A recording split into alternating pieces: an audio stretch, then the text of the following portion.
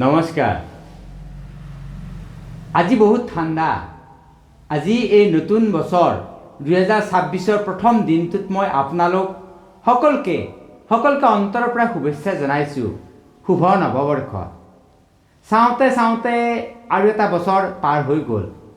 2025ত কিছুমান সুন্দৰ মুহূৰ্ত, কিছুমান সাফল্য, কিছুমান প্ৰত্যাহ্বান আৰু শিকনীয় কথা লৈ আমি আজি এই নতুন বছৰৰ আৰম্ভণিৰ দুৱাৰমুখত থিয় হৈছোঁ। নতুন বছৰৰ সকলো দুখ, কষ্ট, ভুল, ভ্ৰান্তি, হতাশা এৰি দিয়ক। কাৰণ নতুন বছৰ মানে নতুন আশা, নতুন সপোন, নতুন উদ্যম, নতুন শক্তিৰে আগবাঢ়ি যোৱাৰ এক সুযোগ। বন্ধুসকল, জীৱনটো এখন যুদ্ধক্ষেত্ৰৰ দৰে। প্ৰতিদিনে নতুন প্ৰত্যাহ্বান আহে আৰু আহিবই। কিন্তু যদি আপুনি মনৰ দৃঢ়তা থাকে, যদি আপুনি নিজৰ ওপৰত বিশ্বাস ৰাখে যে আপুনি পাৰিব, তেন্তে কোনো বাধাই আপোনাক ৰখাব নোৱাৰে।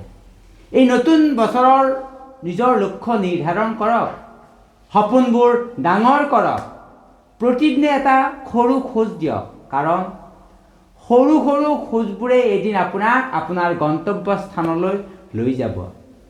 যদি বিগত বছৰত কিবা হেৰুৱাইছে, তেন্তে চিন্তা নকৰিব। হেৰুৱাৰ পৰাই নতুন লাভৰ সূচনা হয়।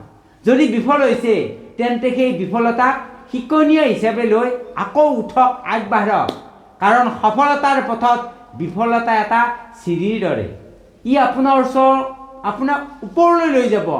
মনত ৰাখিব, আপুনি অসম্ভৱক সম্ভৱ কৰিব পাৰে।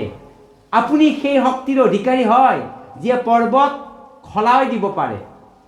এই বছৰত সুস্থ থাকক, সুখী থাকক, পৰিয়ালৰ সৈতে সময় কটাওক আৰু নিজৰ সপোনৰ পিছে পিছে লাগি থাকক। যদি কোনোবাই আপোনাক হতাশ কৰিবলৈ চেষ্টা কৰিছে, তেন্তে মাত্ৰ হাঁহি এটি দি কওক, মই পাৰিম। কাৰণ আপোনাৰ বিশ্বাসে আপোনাৰ সৰ্ববৃহৎ শক্তি। প্ৰিয় দৰ্শকসকল, যদি এই বাৰ্তাই আপোনালোকৰ মনত অকণমান প্ৰেৰণা যোগাইছে, তেন্তে লাইক কৰক, কমেণ্টত আপোনাৰ নতুন বছৰৰ ৰিজলিউশ্যন লিখক আৰু চেনেলটো ছাবস্ক্ৰাইব কৰি বেল আইকনটো টিপি দিয়ক। কিয়নো আমি একেলগে এই যাত্ৰাত আগবাঢ়ি যাম। আপোনালোকৰ সৈতে মোৰ এই পৰিয়ালটো দিনে দিনে ডাঙৰ হৈ আহিছে বাবে আপোনালোকক পুনৰাই ধন্যবাদ জনাইছোঁ। নতুন বছৰটোত আপোনালোকৰ বাবে আনন্দ, সফলতা, সমৃদ্ধি আৰু অসীম প্ৰেৰণাৰে ভৰি উঠক। আকৌ এবাৰ শুভ নৱবৰ্ষ। জয় হওক আপোনালোকৰ। হেপী নিউ ইয়াৰ 2026। ধন্যবাদ। নমস্কাৰ।